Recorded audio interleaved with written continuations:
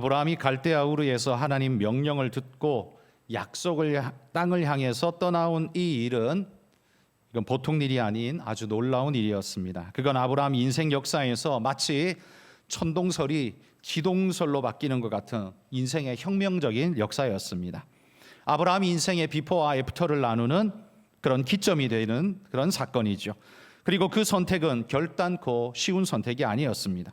갈대아 우르에 화려하고 안정되고 행복한 모든 것을 버리고 불안정하고 위험하고 가난함을 택해야 하는 그 선택은 인간의 이성으로 보자면 감히 할 수 없는 그런 선택이었습니다. 이런 선택을 행한 아브라함이 하나님만 믿고 약속의 땅으로 나왔는데도 불구하고 오늘 본문에 보면 그 땅에서 무엇이 찾아왔다고 합니까? 아브라함에게 기근이 있었다, 이렇게 말합니다. 하나님의 약속한 땅과 기근, 이거 너무 어울리지 않는 조합 같지 않습니까? 마치 천국에도 고난이 있다라는 소리처럼 들리기 때문입니다. 여러분, 천국에는 고난이 없습니다. 그러나 천국을 가기 위한 플랫폼에 서 있는 지금 우리에게는 고난이 있을 수 있습니다. 10절에 보십시오. 오늘 본문이 이런 말로 시작하죠. 그 땅에 기근이 들었으므로. 아니, 모든 걸 버리고 약속을 따라오게 했으면 하나님이 선물을 줘야지, 그게 아니라 기근, 문제를 주셨다는 것, 이거 얼마나 어려운 일입니까? 약속을 따라갔더니만 여전히 고통과 눈물이더라. 여러분, 이러면 누가 하나님 말씀 듣고 따라가겠습니까? 그러나 이 모든 일들이 사실 아브라함에게는 큰 충격이었을 겁니다. 약속의 땅으로 가라고 해서 왔는데 여기서 만나는 게 기근이라니, 아마 적지 않은 실망과 좌절이 아브라함을 덮쳤을 것 같아요. 그리고 그의 아내 사레와 조카 롯은 또 뭐라고 말을 했을까요? 아마 이렇게 말했을지 모릅니다. 제가 성경을 보건대 사레가 사실 보통 성격의 사람은 아니거든요. 아무 말 안 하고 그냥 무조건 순종만 하는 그런 사람 아니라 굉장히 좀 센 캐릭터가 제가 볼 때는 사레인데 분명히 이렇게 말했을 것 같습니다. 아니, 이런 걸 바라고 여기까지 왔습니까? 고작 이딴 것을 얻으려고 갈대아 우르의 안정되고 화려함을 버리고 이 촌동네로 왔단 말입니까? 아마 이렇게 말했을지 모릅니다. 여러분, 이건 믿음으로 가는 사람들에게 던져지는 사탄의 돌직구 같은 상황이었습니다. 현실에서 만나는 큰 충격인 거죠. 여기에 웬만한 사람들은 이 정도 일이 벌어지면요, 내가 교회 갔더니만 이런 일이 벌어졌더라, 그러면 그때부터 교회 안 나가는 게 보통 일반적인 사람들의 모습일 겁니다. 그러면 여러분, 하나님이 자기 백성 아브라함을 갈대아 우르에서 약속의 땅으로 불렀으면 좋은 걸 주셔야 되는데 왜 이 기근부터 주셔서 왜 이런 험악한 일을 허락하셨을까요? 믿음으로 나아가겠노라 결단한 것만으로도 기특한 일인데, 상을 줘야 할 일인데 그 결단 후에 축복이 아니라 기근을 만나야 한다. 이건 너무나 어려운 일 아닙니까? 그러나 여기에는요, 하나님의 깊은 뜻이 있는 것입니다. 하나님은요, 긴가민가 하면서 예수님 따라다녔던 군중 무리들, 떡 먹을 것을 기대하고 쫓아다녔던 군중 무리들, 그들과 주님을 진짜 믿음으로 결단하며 따르는 제자들, 이들을 구분해내며 누가 진짜 제자인가를 확인하려면 어떻게 해야 됩니까? 마치 퀴즈를 하듯이 쭉정이는 바람에 날아가고 알곡만 그 키 안에 가득히 남아서 나중에 곳간에 모아들이듯이 이렇게 퀴즈를 통해서, 시험을 통해서 누가 직정이고 누가 알곡인지, 누가 아직 익지 않았고 누가 익은 존재인지를 하나님은 가려내시는 일을 이런 시험을 통해서 우리에게 행한다는 말이죠. 그러니 성도 여러분, 여러분들도 하나님의 퀴즈 시험을 잘 통과하는 분들이 되시기를 축복합니다. 여러분, 우리도 진짜를 얻으려면 사실 수고를 많이 해야 되지 않습니까?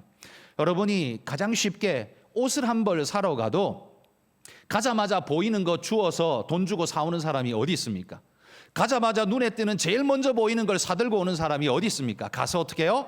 꼼꼼히 살펴야 될 거 아닙니까? 하자가 없는지, 사이즈가 맞는지, 색감이 나한테 맞는지, 이 재질이 괜찮은지 여러 가지를 살펴본 뒤에 이 가격은 또 얼마인지 해서 적정한가를 따져서 많은 발품을 팔고서야 옷 하나 살 겁니다. 옷을 사는데도 그렇습니다.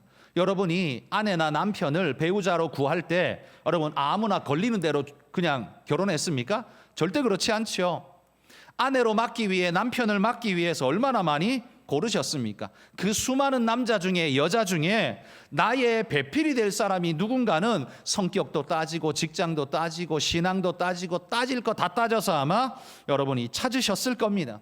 우리 인생에도요, 필요한 것을 구할 때 이렇게 많이 따지는데, 여러분, 하나님께서 당신의 일꾼 쓰실 사람을 뽑을 때, 나의 백성 하나님의 귀한 일꾼으로 세우시려고 할 때 하나님이 키질 안 하겠습니까? 고르시지 않겠습니까? 여러분, 하나님께서 이렇게 키질할 때 여러분이 알곡으로 남으신다면 하나님이 여러분을 통해 정말 위대하고 큰 일을 이루어내실 줄 믿습니다. 여러분, 바람 부는 거, 키질로 까부러지는 거 힘들고 어렵지만 여러분, 주저앉지 마시고 포기하지 마시기를 바랍니다. 제가 이전에 부목사 사역을 할 때요, 새가족부를 담당할 때에 새가족 교육을 당연히 함께 했겠죠. 4주 동안 새가족 교육을 하고, 그리고 새가족 환영회도 하고, 축복하면서 교회 생활 잘 하라고 그때부터 진짜 등록교인으로 아름답게 신앙을 하게 되죠. 제가 어떤 연세 높으신 성도님, 여성도님이 등록하고 새가족 교육을 했습니다. 그때 너무너무 말씀을 잘 들으셨어요. 그런데 사실 신앙 처음 한대요. 자기는 불교 집안인데 교회 처음 와봤대요. 그런데 교회 분위기도 좋고 좋대요. 그래서 4주 동안 꼬박 잘 참석하셔서 수료도 잘 하시고, 교회도 분위기 좋다고 환영해주고 또 함께 해주니까 그렇게 신앙생활을 차근히 시작을 했습니다. 그런데 얼마 지나지 않더니만 갑자기 보이지 않는 거예요. 그래서 왜 보이지 않는가 해서 전화를 드렸더니만 그분이 이렇게 말하는 거예요. 내가 교회 다니고 난 다음부터 갑자기, 옛날에는 없었는데 우환이 우리 집에 자꾸 생겨가지고 어렵다는 겁니다. 우환이 자꾸 생기는데 자기 집안 사람들 전부 불교도들이니까 말하기를 집에 신을 바꿔서 두 신을 섬기니까 집에 우환이 자꾸 생기는 것 아니냐라고 옆에 사람들이 자꾸 압박을 하더랍니다. 그러니까 자기는 교회가 좋지만 그래도 집에 우환이 자꾸 생기는 건 좋지 않으니까 나는 교회 못 나가겠습니다 하고는, 그렇게 하고는 그 다음부터 교회를 나오지 않으셨습니다. 여러분, 이게 얼마나 안타까운 일입니까? 여러분, 이분도 약속의 땅에 발을 디디자마자 우환이라는 기근이 찾아왔습니다. 생각지도 못한 그 기근에 이분은 다시금 갈대아 우르 그냥 옛날로 돌아가 버렸습니다. 정말 이 안에서 얻을 축복이 얼마나 큰가를 생각지 못하고 그냥 단순히 내 삶에 불어닥치는 이 바람이 조금 불편하다 해서 금방 돌아가 버린 거죠. 얼마나 안타까운 일입니까? 여러분, 사탄이 다스리는 세계에 있다가 하나님이 복 주시는 구원의 백성으로 옮겨 오려면 사탄이 가만두겠습니까? 야, 내 소유인데 감히 어디 손대? 그러면서 아마 발목을 부여잡고 못 가도록 끌어당기고 말릴 것입니다. 여러분, 그럴 때 우리는 그 고비를 넘겨야만 은혜에 축복된 백성으로 온전하게 자리매김할 수 있을 겁니다. 그래서 여러분, 인생이 예수 믿겠다, 하나님 은혜 안에 살겠다라고 결단할 때 반드시 사탄이 고분고분 내버려 두지 않고 기근, 태풍을 불게 하고 바람을 불게 합니다. 그러나 여러분, 기억하십시오. 그 순간을 이겨내고 넘어가시면 하나님의 인도와 보호가 여러분을 완전히 지배하면서 여러분이 은혜의 백성으로 자리매김하고 축복이 여러분에게 부어지는 줄 믿습니다. 그러니 여러분, 정말 은혜의 축복을 덧입고자 할 때, 우리 인생이 살아갈 때 만나는 문제, 그건 어려움이 감당 못할 만큼의 크기로 우리에게 오기 때문에 우리가 문제에 짓눌리는 게 아니라, 사실은 가만히 생각해 보십시오. 어려움이 너무 커서가 아니라 그 어려움이 클 것 같은 두려움 때문에 먼저 무너지는 겁니다. 넘을 수 없을 것 같은, 넘을 수 없을 만큼 큰 문제라서 우리가 무너지는 게 아니라요, 넘을 수 없을 것 같은 두려움에 먼저 우리가 포기해버리기 때문에 우리가 그걸 넘어가지 못하는 겁니다. 여러분, 이 차이를 꼭 기억하시기를 바랍니다. 우리는 넘을 수 없을 만큼의 문제를 만난 적이 없습니다. 사실 미리 포기했기 때문에 그렇습니다. 그럴 것 같아서 미리 포기해버렸기 때문에 그 좋은 걸 미리 다 놓쳐버린 겁니다. 그러나 하나님을 의지하고 신뢰하면서 견뎌 보십시오. 이겨내 보십시오. 반드시 넘어갈 것이며 이겨내게 하실 것입니다. 여러분, 약속의 땅에도 하나님의 축복된 백성으로 들어와도요, 기근은 있습니다. 기억하십시오.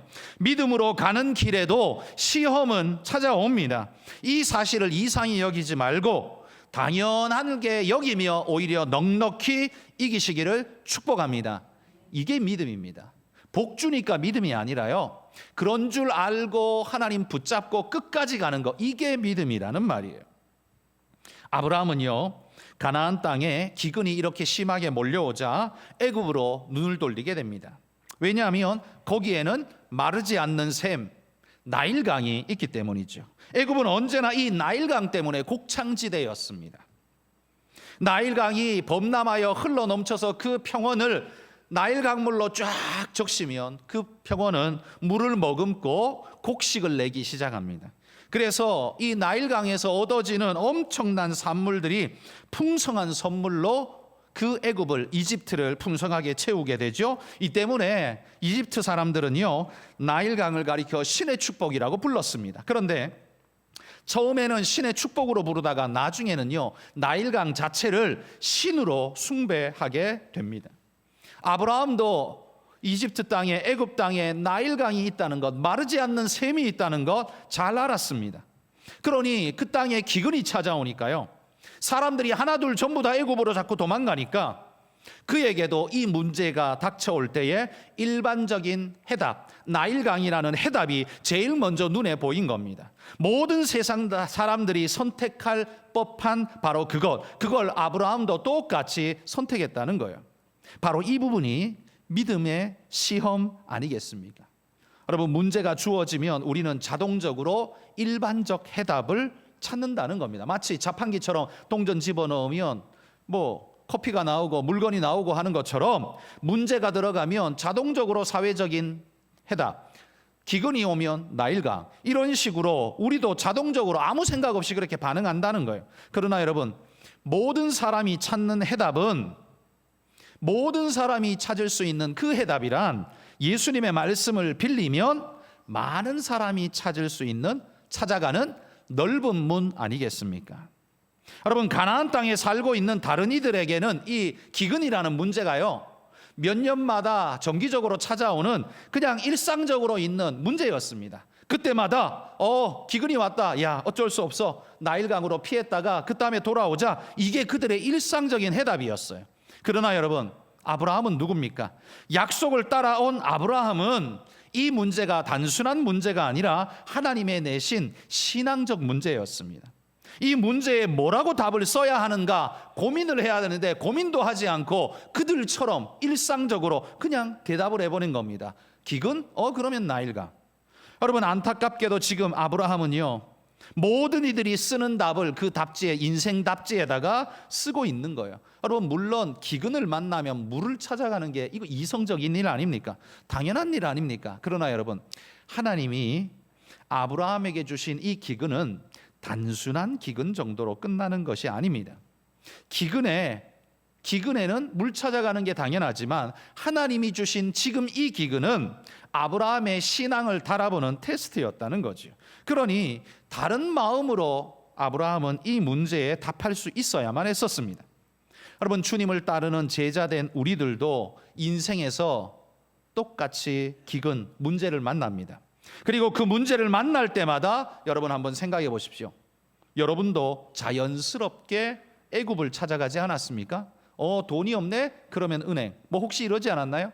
뭐가 없네? 그럼 당연히 배고프네? 그럼 당연히 식당. 이런 것처럼 여러분, 우리에게 인생의 문제가 오면 사람들이 생각하는 똑같은 방식으로 여러분 우리도 생각하지 않았냐라는 말입니다.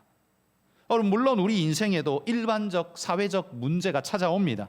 분명합니다. 그리스도인에게도 사회적 문제, 일반적 문제가 찾아옵니다. 그러나 여러분, 하나님이 때때로 우리를 시험하시며 믿음의 결단을 요청하시는 믿음의 문제가 그 일반적 문제 속에 가미되어져서 우리에게 찾아올 때가 있다는 사실을 꼭 기억하시기 바랍니다. 그래서 일반적 문제를 늘 일반적 문제라고 생각하시면 안 돼요. 일반적 문제를 받아들일 때에도 그리스도인은 이게 일반적 문제인지 아니면 하나님이 내신 영적 시험 문제인지를 분별할 수 있는 촉이 있어야 한다는 말입니다.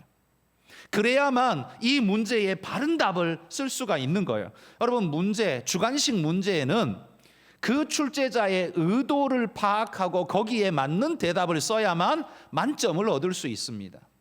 객관식이야 그나마라도 정해져 있지만 주관식 문제는요, 항상 그 출제자의 의도가 뭔지를 파악하고 그에 맞는 서술을 해야만 그 문제에 만점을 얻을 수 있다는 말이에요. 여러분, 인생의 기근이라는 이 주관식의 문제 앞에 여러분들은 지금까지 어떤 식의 서술형 답을 써왔는지를 한번 돌아보십시오.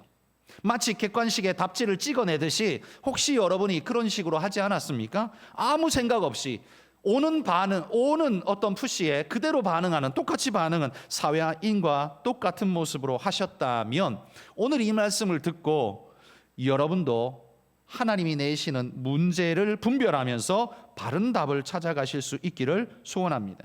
제가 앞에서 말씀드린 그 세 가족처럼 집안에 우환이 자꾸 깃드니 나는 교회 못 나가겠습니다 라는 결론, 여러분 이거는 일반적으로 사회적으로 보자면 당연한 결론입니다. 그렇지 않습니까? 그러나 왜 그런 일들이 일어나는가를 한번 영적으로 깊이 돌아보십시오. 그건 하나님께 나아가지 못하도록, 하나님의 그 구원의 백성이 되지 못하도록 가로막고 있는 사탄의 전략 아니겠습니까? 애굽으로 부르는 사탄의 손짓이라는 말입니다. 하나님을 생각하지 못하게 하고 정신없이 만들어서 정신없는 상태에 그냥 세상이 밀어내는 대로 끌려가도록 사탄은 우리를 그렇게 흔들어대고 있다는 말입니다. 여러분, 요즘 우리가 새벽 예배에 욥기를 묵상하고 있는데요, 사탄이 하나님 앞에 뭐라고 말했는지 1장에 보시면 이렇게 말했습니다.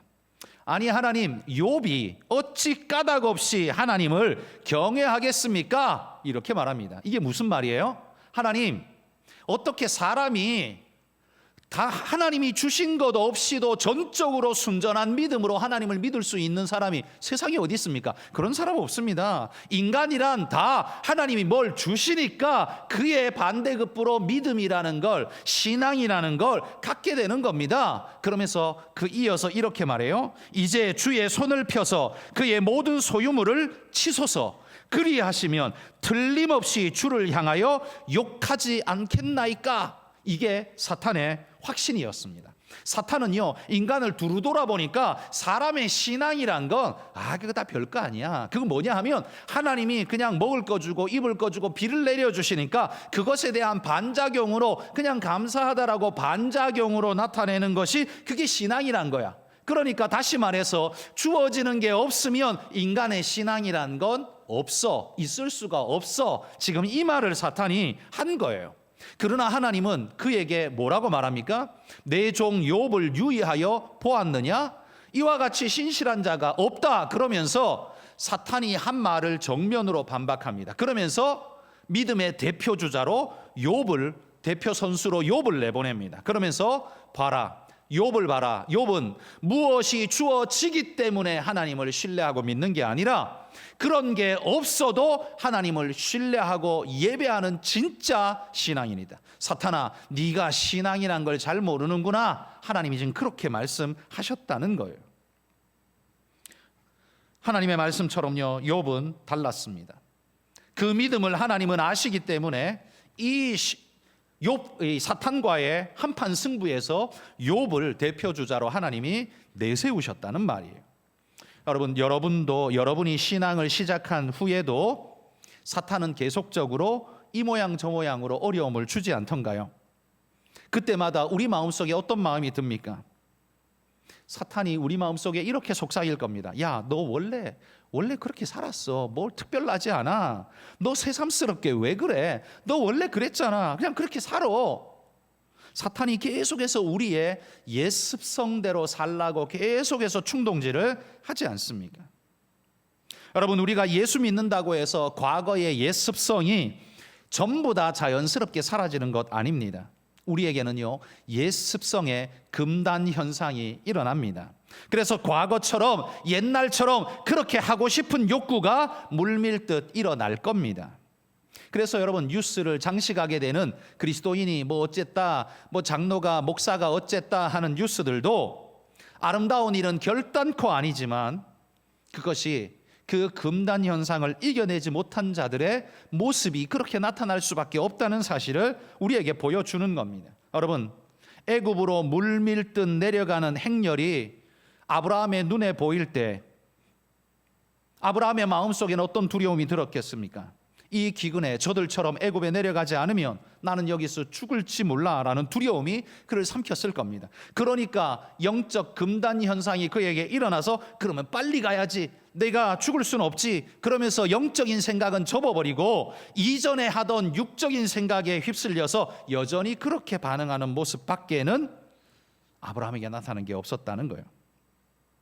그러나 여러분, 아브라함이 애굽으로 내려가지 않고 약속을 붙잡고 하나님 앞에 부르짖으며 기도했더라면 어떤 일이 일어났을까요?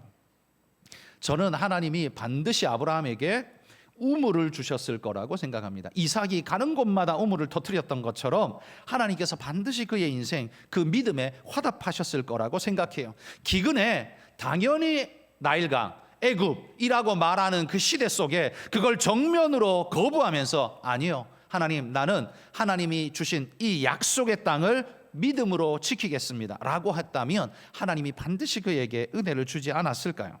안타깝게도요, 아브라함은요 애굽으로 내려갑니다. 주어지는 사회적 환경에 모든 세상 사람과 똑같은 반응을 지금 보이고 있습니다. 두려움에 쫓겨서 그랬겠죠. 아직은 아브라함의 믿음이 제대로 성숙되지 못해서 그랬을 겁니다. 그런데 그렇게 내려가고 나니까요, 잘 보십시오. 애굽에는 나일강이 있어서 기근을 해결해 줄 수 있는 해답이 분명히 있었습니다. 이건 사실이에요. 그런데 해답만 있는 게 아닙니다. 생각지 못한 또 다른 문제가 지금 아브라함에게 찾아옵니다. 뭡니까? 애굽 사람들이요, 아브라함의 아내 사레를 자꾸 힐끗힐끗 쳐다보면서 노리는 겁니다. 잘못했다가는 아브라함이 쥐도새도 모르게 죽고 아내 사레는 저들에게 빼앗겨서 욕을 보겠다라는 두려운 마음이 아브라함 안에 가득히 드는 겁니다. 여러분, 이 마음은 가나안 땅에서는 없었던 생각이었습니다. 가나안 땅에 있을 때는 아브라함이 이것 때문에 걱정한 적 없습니다. 그런데 애굽에 내려왔더니만 이 일이 터지고 있습니다. 그러자 아브라함이 이 새로 일어난, 애굽에 와서 새롭게 일어난 이 문제를 어떻게 반응합니까? 그게 13절입니다. 13절에 이렇게 말해요. 그대는 나의 누이라 하라. 그러면 내가 그대로 말미암아 안전하고 내 목숨이 그대로 말미암아 보존되리라. 지금 뭐 하고 있는 겁니까? 자기 아내를 등떠미로 내보내면서 아내라는 이름표 떼고 누이라고 속여서 자기 안전을 보장하려고 하는 겁니다. 한마디로 말해서 아내를 지금 팔아먹고 있는 중입니다. 여러분, 이게 아브라함이 할 일입니까? 아브라함을 떠나서 남편이 아내에게 할 수 있는 일입니까? 그런데 지금 아브라함이요, 이런 짓을 저지르고 있는 겁니다. 그런데 그의 말을 가만히 들어보면 그 말이 100% 거짓말도 아니에요. 왜냐하면 사레는 진짜 아브라함의 이복 동생이었거든요. 그러니까 어릴 때에는 사레가 아브라함의 이복 동생이었어요. 그러니까 오라버니하고 동생하고 지냈을 거예요. 그러다가 고대, 지금으로부터 아브라함은 4,000년 전 사람이니까요. 고대에는 이 친척 간에도 얼마든지 형제 간에도 결혼을 할 수 했기 때문에 아브라함도 그러했던 겁니다. 자기 동생이었던 이 사레와 결혼을 한 거예요. 그러니까 사레가 자신의 여동생이라는 말은 거짓말이 아니에요. 사실이에요. 그렇지만 결혼하고 난 다음에는 여동생이 아니죠. 아내죠. 그러니까 그것만 쏙 빼고 절반의 진실만 가지고 앞세워서 마치 그게 전부인 양 호도하고 있는 모습을 봅니다. 인생의 반쪽짜리 진리를 가지고 자기 합리화를 위해서 자신의 실패를 덮고 있는 아브라함의 모습을 보십시오. 이 얼마나 초라하고 부끄러운 모습입니까? 반쪽이라는 말은 절반은 맞다는 말로 들리지만 아니요, 이건 어쨌든 온전한 참이 아니면 이건 거짓인 겁니다. 반쪽 가지고 매달리는 사람은 반드시 실패하게 되어 있습니다. 여러분, 애굽으로 내려간 아브라함, 그는 믿음으로 살 수가 없었습니다. 여러분이 아무리 성경을 읽어보셔도요, 아브라함이 애굽에 내려가서 믿음으로 살았다는 말은 아마 들어보지 못했을 겁니다. 기근으로 인해 애굽에 내려간 아브라함이 얼마나 그 땅에 살았는지, 몇 달을 살았는지, 몇 년을 살았는지는 모르겠지만 그 땅에 사는 동안 믿음의 모습을 보이며 진짜 믿음의 사람답게 살았다, 이런 흔적 전혀 없습니다. 오히려 반쪽짜리 진실 가지고 자기 합리화에 쫓겨서 거짓을 일삼으며 추한 모습을 보이며 그렇게 살았다는 겁니다. 아니, 기근에 쫓겨서 어쩔 수 없어 내려가더라면 내려가서라도 제대로 살지 아니었다라는 말이에요. 여러분, 오늘 이 모습을 보노라면 사탄이 애굽에 내려간 우리를, 그러니까 세상에 등 떠밀려서 간 우리를 또한 그곳에서도 정신없이 계속 만들고 있는 모습을 발견할 수 있지 않습니까? 아브라함이 애굽에서 믿음으로 못 살도록요, 지금 사탄이 막 흔들어대고 있는 거예요. 약속의 땅을 떠나도록 기근을 주더니만 그 다음에는 애굽에 와서는 정신없는 일로 막 흔들어가지고 아주 교활한 일들을 행하도록 만들어서 믿음 없는 삶을 살도록 강제로 만들어가고 있다는 거예요. 그러니 여러분, 처음부터 다시 한번 돌아서 보십시오. 가나안 땅에 있을 때, 약속의 땅에 있을 때 기근이라는 문제, 이건 뭐 죄도 아니고 잘못도 아니에요. 그냥 사회적으로 있을 수 있는 문제예요. 이 문제 앞에 그가 믿음으로 반응하면 좋았겠지만 그러지 않고 모든 사람들의 인간적 반응 그대로 반응하고 왔더니만 이 애굽 땅에서 어떤 일이 다시 발생해요? 신앙적 문제가, 본질적 문제가 발생하는 겁니다. 그때부터 신앙 버리고 사악한 모습으로 살아가고 있는 아브라함의 모습을 보여준다는 거예요. 시작은 비본질의 문제였는데 도망가다가는 어떻게 해요? 본질적 문제까지 내어주고 있는 아브라함을 보게 된다는 말입니다. 그러니 여러분, 애굽으로의 도피는 결단코 아브라함에게 답이 아니었다는 겁니다. 기근을 만났기 때문에 물이 있는 나일강으로 간 건 누가 봐도 정상적인 일이지만, 그러나 여러분, 문제가 주어질 때 하나님의 약속을 뒤로 하고 살 길을 찾아 떠나버린 그에게는 인생에 답이 오지 않더라, 오히려 더 큰 문제가 오더라. 이게 바로 오늘 아브라함이 보여주는 모습이라는 겁니다. 믿음으로 현실과 거짓과 비진리를 돌파하려고 노력해야 하는데 그러지 않다 보니까, 믿음으로 여리고성을 허물어야 하는데 그러지 못하다 보니까 자기가 허물어지고 있는 모습을 아브라함이 지금 보여주고 있다는 말입니다. 여러분, 오늘 제가 설교 제목이 뭡니까? 주보에 보시면 애굽의 호수에는 악어가 있다. 무슨 생뚱마른 말인가 싶지만, 여러분, 동물의 왕국 프로 보시면 임팔라 같은, 사슴 같은 이런 초식 동물들이 물을 찾아서 강으로 나옵니다. 물을 찾아서 강으로, 그 기갈에 물 찾아서 나와서 물을 마시다 보면 문제는 해결받죠. 기갈이 떠나가니까 해결받죠. 그런데 문제가 또 뭡니까? 그 물 속에 숨어있는 악어가 조용히 접근해 와서 물 먹는 그 임팔라를, 사슴을 머리부터 물어가지고 물속으로 끌어들여서 흔들어 찢어서 죽여버리는, 삼켜버리는 이 일을 만납니다. 이 짐승은 목마름 때문에 물을 찾아왔습니다. 물이 답인 줄 알고 물 찾아왔습니다. 그건 어쩔 수 없는 일이에요. 그런데 그 물만 있는 게 아니었어요. 거기에는 악어도 있더라는 겁니다. 아브라함이 기근이라는 문제를 만날 때 물이라는 필요에 쫓겨서 나일강을 찾아왔습니다. 여기까지는 어쩔 수 없는 일일 수 있습니다. 그런데 그 나일강 속에 뭐가 있어요? 악어, 한마디로 말해 사탄의 대행자 바로가 있어서 안에 사례를 집어 삼키려고 지금 입 벌리고 덤벼들고 있는 모습이 그의 앞에 나타난 겁니다. 애굽에는요, 사례를 탐내는 하이에나 같은 무리들이 즐비했던 겁니다.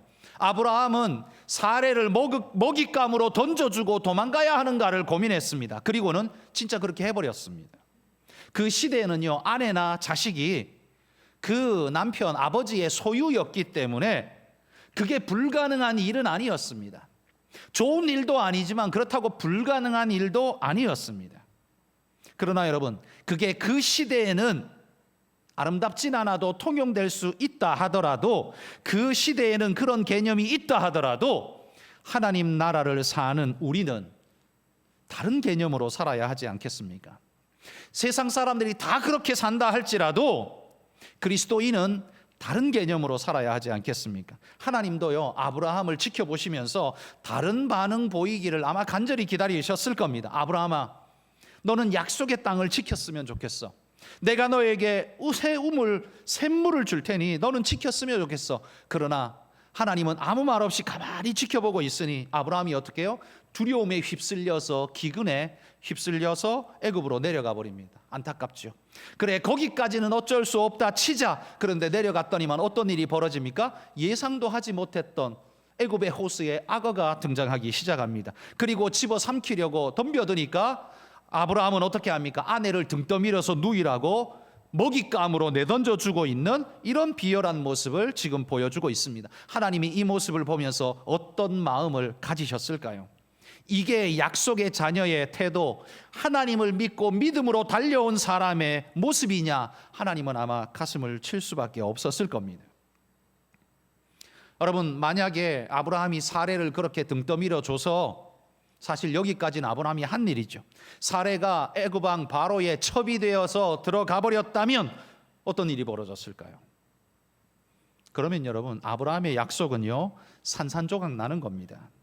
뭐 아브라함은 살았으니까 다른 부인 얻어서 자식 나오면 되지, 그러면 되지, 이렇게 말할 수 있을 거예요. 그러나 여러분, 아브라함과 사레에서 태어난 자식 말고 아브라함이 다른 여자를 통해서 아들을 낳았죠.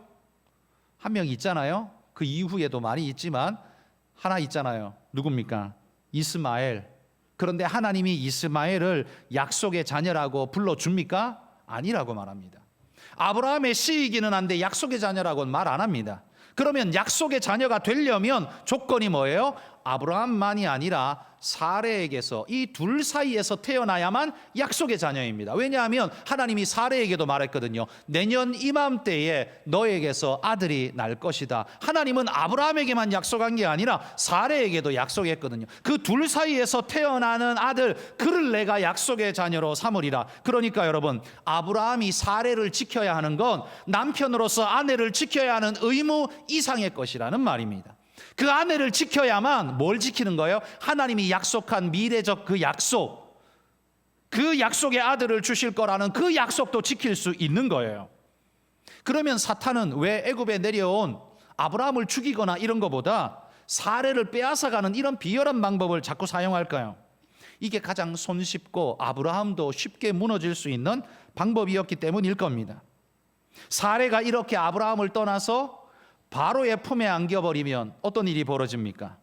그러면 하나님이 약속한 약속은 산산이 깨지는 겁니다. 하나님은 분명히 아브라함과 사례를 통해서 약속의 자녀를 준다고 했는데 이 둘 사이를 갈라놓고 끊어내버리면 약속의 자녀는 없는 겁니다. 사탄은 그걸 아는 거죠. 그래서 아브라함과 사례 사이를 끊어놓고 그 다음에 어떻게 해요?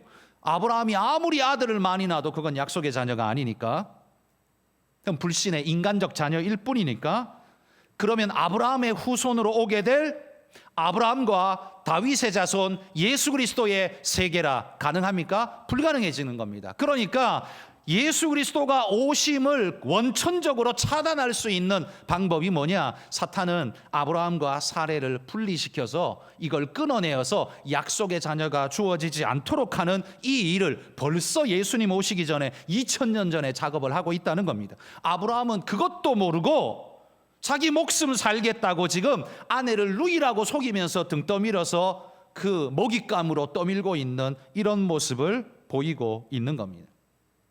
여러분, 아브라함은 약속을 지키기 위해 사례부터 지켜야 했습니다. 그래야 약속의 후손을 보장받을 수 있는 겁니다. 그러면 여러분, 이 말씀을 여러분에게, 우리에게 적용해 보십시다. 내가 약속을 지키려면 나는 무엇부터 지켜야 할까요? 내가 하나님의 약속을 지키고 신앙을 지키려면 내가 무엇부터 지켜야 할까요? 한번 생각해 보셨습니까? 여기 가장 쉬운, 가장 그리고 흔한 대답은 주일 성수, 주일 지키는 것부터 하라라고 말하고 싶습니다.